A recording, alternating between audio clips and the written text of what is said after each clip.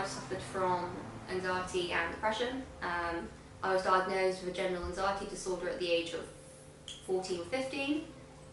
Depression I was officially diagnosed with at the age of 15, 16, because it all came out that at that time I had a big self-harm issue, so that was very difficult. Looking back on like my childhood and stuff from the age of about 13, 14, it's always kind of been there. When it comes to how I view my body, mental illness has shaped that. The annoying thing was I was clearly suffering from some kind of eating disorder, but I never got diagnosed because I was being diagnosed with all the anxiety stuff. They just assumed it was down to stress and anxiety. And then growing up, my mum's always been really big into dieting because she's always been really skinny, and then she also had kids and that changed. I was probably about 14 and I just stopped eating. As much as I hate to admit it, Tumblr was a huge influence on that for multiple reasons. I wanted to be like stick thin, I wanted to be like all those models who were like 6 foot tall and already naturally skinny. I would always wear skinny jeans and they'd have to be a size 4 to 6. And I fit in them. The worst it probably got was in year 11.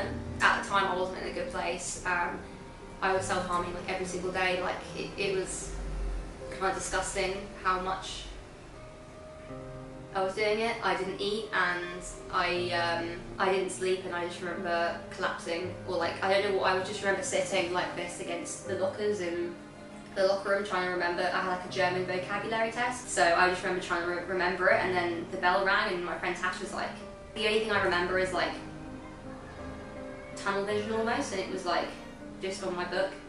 I had to explain, I didn't full on collapse because obviously I was sat down, but I definitely became unresponsive and they had to call the nurse, and the next thing I remember I was in the nurse's office. It's like I knew I wasn't healthy, but I convinced myself that what I was doing wasn't bad for me because I wanted to get to a certain goal, and I think as well a lot of that was also self-punishment because I felt like I deserved to be suffering. So I'd have a slim fast breakfast, if that, and then I would go to school.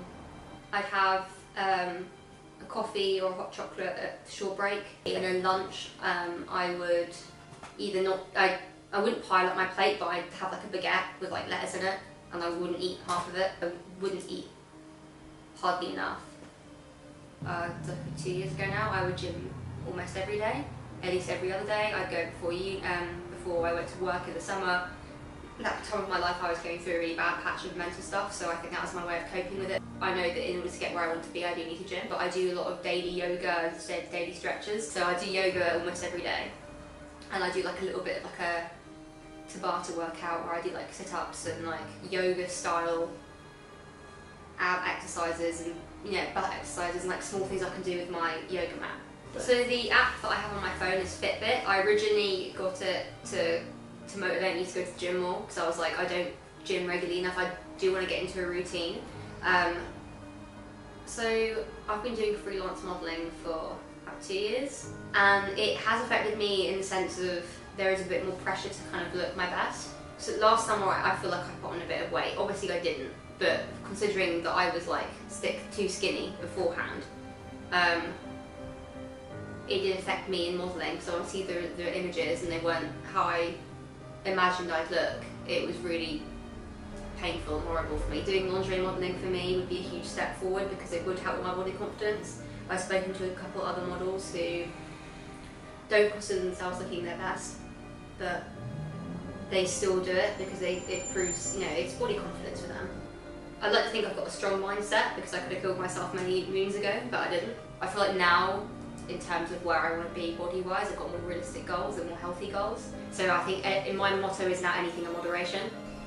Pro-honour, if you don't know, it means pro-anorexia.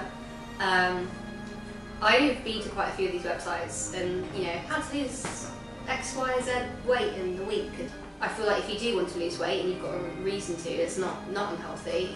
Everyone expects you to lose weight instantly, which isn't the case. And a lot of these websites suggest extreme, like starving yourself, eating cotton wool, and all this bullshit that isn't healthy because it gets fast results. If you follow me on Instagram, then you'll see that recently I've been promoting a petition to get things like Tumblr and Instagram and things that glorify self-harm and anorexia. I want that to be like more censored. If you're dealing with issues, get help.